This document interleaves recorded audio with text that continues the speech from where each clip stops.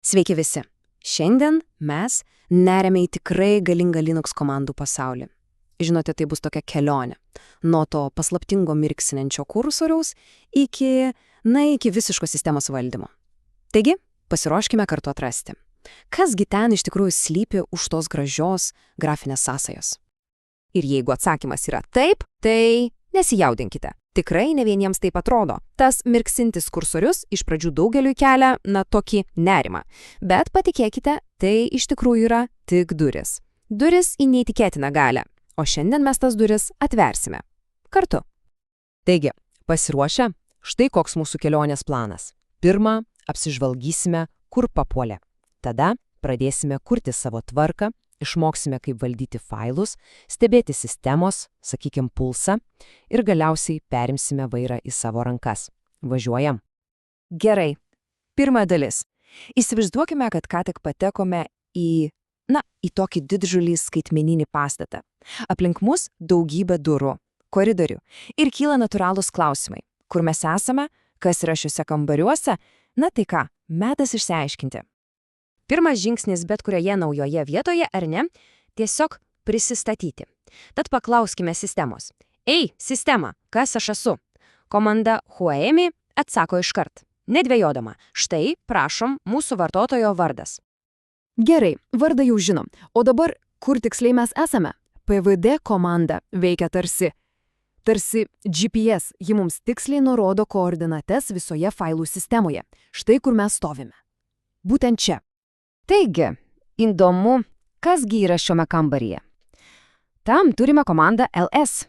Ji tarsi įjungia šviesą ir parodo absoliučiai viską, kas yra aplinkui. Failus, aplankus, galbūt kitas duris, viską matome.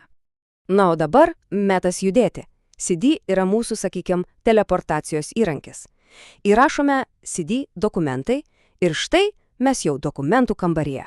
Reikia grįžti CD toškas. Ir mes vėl ten, kur buvome. O geriausia dalis, jei netyčia pasiklystame, komanda CD Killmanas visada parskraidins mus tiesiai namo.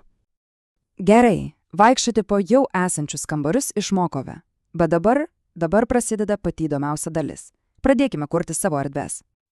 Komanda MKKRD tai yra mūsų asmeninis architektas. Norisi naujo aplanko projektams? Prašom, MKDR projektai. Ir štai akimirksniu turime visiškai naują erdvę savo idėjoms. Paprasta. Gerai, kambarius vadinasi jau turime. Koks kitas žingsnis? Metas juos apstatyti. Taigi, dabar kalbėsime apie failus. Tuos skaitmeninius daiktus, kuriuos galime kurti, keisti, kopijuoti, ir žinoma, jeigu reikia, išmesti. Štai, pažiūrėkime į pagrindinę įrankių dėžę. Touch sukuria naują tuščią failą, tarsi švarų popieriaus lapą. Echa leidžia greitai rašyti trumpą žinutę, CP, tai yra klonavimo mašina failams, o MV perkelia juos į kitą vietą arba tiesiog pakeičia vardą. Tai tiesą sakant, kasdieniai pagalbininkai.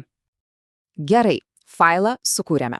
Bet kaip dabar pažiūrėti, kas jo viduje? Pasirodo, tam turime net kelis skirtingus įrankius. Štai cat parodys viską iškart. Idealu mažiems failiukams. Jei failas didelis, les leidžia jį patogiai skaityti po puslapį. O header tail veikia kaip greitas žvalgsnis į failo pradžią ar pabaigą. Kiekvienam darbui savas įrankis.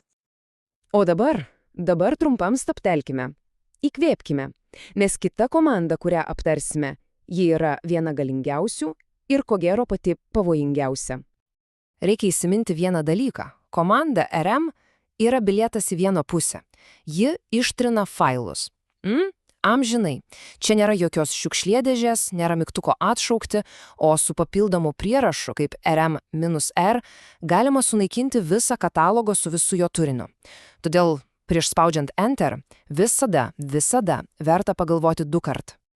Taigi, tvarkyti savo asmeniniuose kambariuose jau pramokame. Bet o kas vyksta visame pastate? Dabar metas pakelti akis nuo savo failų ir pažiūrėti, kaip gyvena visa sistema. Ar kada kyla klausimas, kiekgi vietos liko kompiuteryje?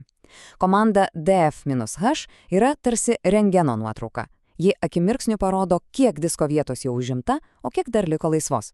Tai turbūt greičiausias būdas patikrinti sistemos talpos sveikatą.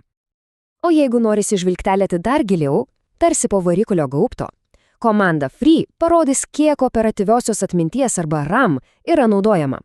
Komanda top – tai tarsi gyvas prietaisų skydelis, rodantis, kas labiausiai apkrauna sistemą šiuo metu. Ir jeigu pastebime programą, kuri, tiesiog užstrigo ir nebereaguoja, kill komanda padės ją švelniai arba netaik švelniai sustabdyti.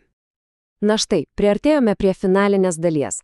Iki šiol mes buvome tarsi svečiai šioje sistemoje, o dabar tapsime šeimininkais. Kalbėsime apie tai, kaip perimti visišką, beveik visišką sistemos kontrolę. Sudo – tai yra tas stebuklingas žodis, kuris atveria visas duris. Jis laikinai suteikia supergalių, leidžiančių atlikti veiksmus, kurie paprastiems vartotojams yra tiesiog draudžiami. Pavyzdžiui, norisi įdiegti naują programą – jokių problemų. Procesas yra 2 žingsnių. Pirmiausia, su sudo apt update pasitikriname, kas naujo yra programų kataloge. Tada su sudo apt install tiesiog nurodome, ką konkrečiai norime įdiegti. Ir viskas. Ir pabaigai patys didžiausi mygtukai. Sudo reboot, jeigu sistemai reikia greitos, kavos pertraukėlės ir persikrauti. O sudo shutdown now, kai darbo diena baigta ir laikas viską išjungti. Visiškas valdymas. Šiandien tikrai įveikėme nemažą kelią. Nuo to galbūt šiek tiek bauginančio mirksinčio kursoriaus iki pasitikėjimo savo jėgomis. Dabar rankose yra raktai nuo tikrai galingos sistemos. Ir lieka tik vienas klausimas. Ką su ja bus sukurta?